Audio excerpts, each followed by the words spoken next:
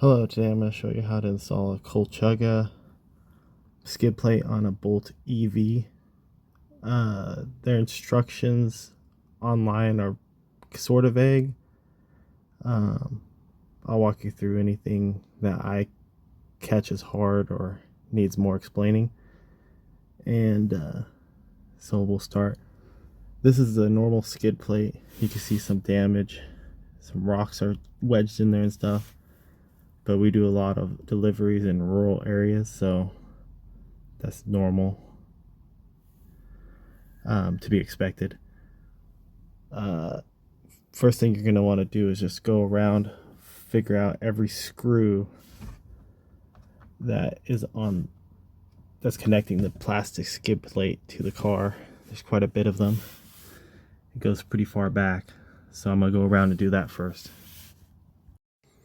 Also, one thing that annoys me is people will tell you what sockets they used or whatever, but not necessarily when and what screw they used it for. There's about 27 millimeter bolts that are holding the skid plate on mainly, and then there's like 10 millimeter bolts towards the back. There's two that are like 2/3 maybe back towards, and then there's just the rest 5 across the back. So 10 millimeter towards the back, but mostly you'll be using a 7 millimeter.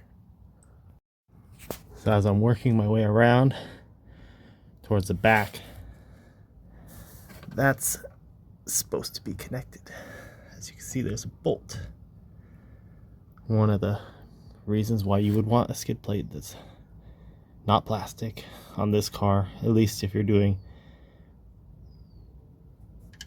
gravel roads and such. Okay, so taking off all the bolts was pretty straightforward. What I did was I went around the edges all the way to the back and removed all the back lines, so drop the back down so I don't have it fall on me. But I mean, you can do whatever you want. And then I just have this front screw and the opposite side front screw. Otherwise, this thing will fall down. So this is the skid plate. I brought it outside so you can see better in the light. I left the 2 front bolts on so the skid plate didn't drop down. I didn't know there was a lip, actually. Potentially yours could be broken off though, so you still might want to leave those 2 front ones in, but there's a lip to catch it. And so you can still remove all of the bolts and have the front hold up and then pull it back. But just quickly looking, you can see this is the damage we saw initially in the front of the video. And I didn't dust anything off. This is how it came out. I just pulled it across to the driveway so you can see there's some rocks, nothing crazy, but the damage is for sure there. And then this was the back corner that was just completely toast. And then we had some more damage coming here. And then you have all those bolts, but you also have at the very back these 2 plastic clips. So you can either, if you have a clip puller, pull them off, screwdriver, break them off. It doesn't really matter. Just get them out if you're going to put the new skid plate on. So the first step after you get the cover off is you're supposed to put these rib nuts into these holes that are in line with the 4 or 5 screws towards the frontmost of the car that you took out. So the screw was there, and we go just a little bit over, there's an open hole. You're gonna put the rib nut there, and on the other side, same spot. And you can do this without a tool. I would suggest getting the tool. They're relatively inexpensive, and just plan to have the tool when you do it. But you can do it without the tool. Just look up videos. It's a pain if you've never done it before. At least it was for me. Okay, I ran into the first tricky part, which is they want you to install this bracket with the factory bolt that's already on the car. So you have to take this bolt off, put the bracket on, put the bolt back.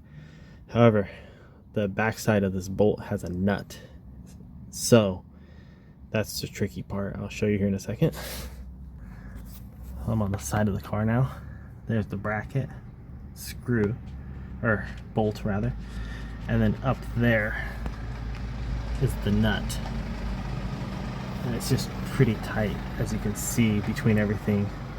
So if you have bigger hands, it might be tricky. I have small-ish hands, and it was still tricky, but I used just a regular 18mm wrench, and the bolt is 18mm, and I was able to get it.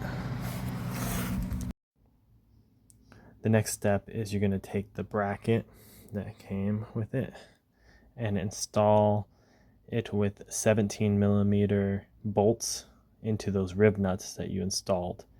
One thing you want to be aware of is this bracket is asymmetrical with these holes, these ones, and they will line up with your factory holes here.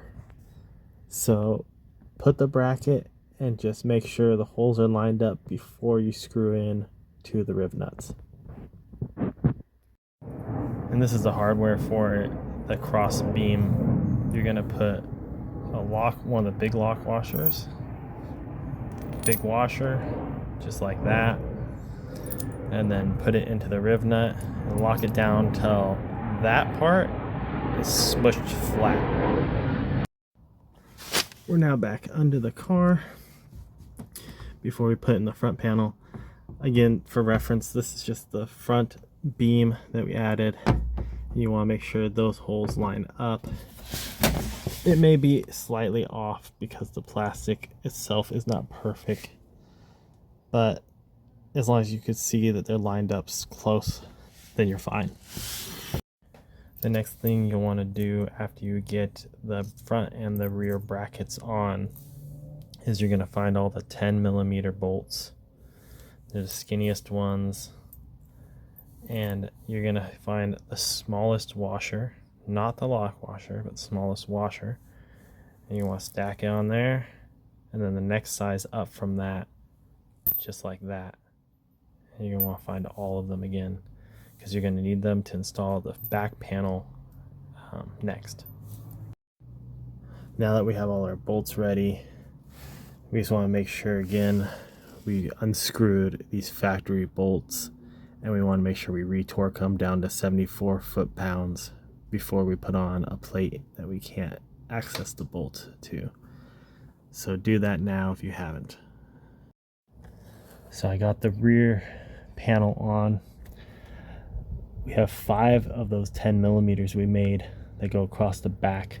There's one in the center, and then there's an open hole. If you remember, we pulled out retaining clips, so those are just empty. There won't be any screws, but then you have the 2 others just after that gap on each side.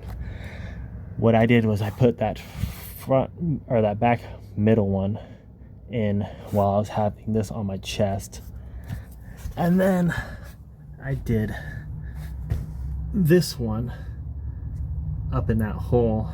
I would suggest having either your drill ready that has a bit long enough, or a hand driver.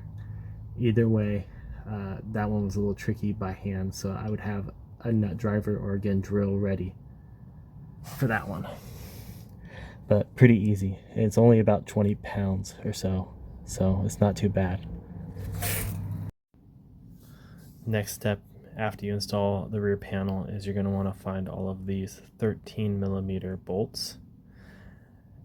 There's 11 of them, or there should be. Then you're going to find 11 of these smaller lock washers. You can see the size difference, the smaller ones, and then the medium-sized washers you have left. There should be quite a bit left, but you'll need 11 of them. And then for reference, here's the bigger washer. You want the medium ones. And again, just like before, you will put the lock washer on first, big washer on after, and then we're going to tighten down until that lock washer is flush. The next step after you get your 11 bolts ready, you're going to want to find 2 remaining 17mm bolts. The larger lock washer and the largest washer with the kit. And same thing, when you do tighten it down, you'll want to make sure that lock washer is flush, but I'll show you where we're going to put them to get the panel in place. The remaining 17 millimeter bolts will go here. For reference, that's how close. You skip this. There it is on both sides. And then you're going to want to screw them in just tight enough to where they will hold, but they're not too far in. And then you'll want to take one or two of those 13 millimeter bolts and screw them in partially into the bracket. Again, just tight enough to hold, because as my fingers are right there, the panel slides and hooks to make it easy to install. So we're going to hook on those and these. So after getting the front panel on, one thing I would suggest doing is, remember we left that 17 millimeter and 13 millimeter towards the back loose to hook the plate onto. Well, I'd only go 3 points, so I'd do like this front one, or the opposite corner front one loose, and then the two back ones loose. It's much easier to fit 3 hooks than it is all 4, because all 4 you have to get it perfect. 3 you can hook the front and then kind of angle it to get the back. Just a suggestion. Also, there's these openings down the sides, which I imagine you could, if you wanted to, put in the factory screws that were holding up the plastic skid plate. But honestly, with these bolts and lock washers, I think you're fine. But if you just want to be extra careful or whatever, or just fill in the holes, who knows. But you could put them in. They're down the sides on the front panel, both sides. Just finishing up, going around, hand tightening all the bolts. Again, you want to make sure that your lock washers are flush, flat, just like the big washer. If you're unfamiliar, no separation between them anymore. You should barely be able to see the gap. I don't know if I'll be able to see it on the camera, but that's what you're looking for. The last 13 millimeter bolts, there's 5 that go across the front. I haven't put this one in yet because the plastic, that hole didn't line up perfectly, so I have to cut out a little bit of the plastic. And then you have 4 that go across the middle that connect the rear panel and the front panel together.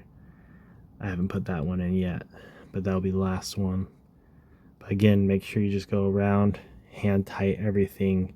I don't care if you use the impact or not, just always good to double check. Yeah, I'll be doing that now. And then that should be it.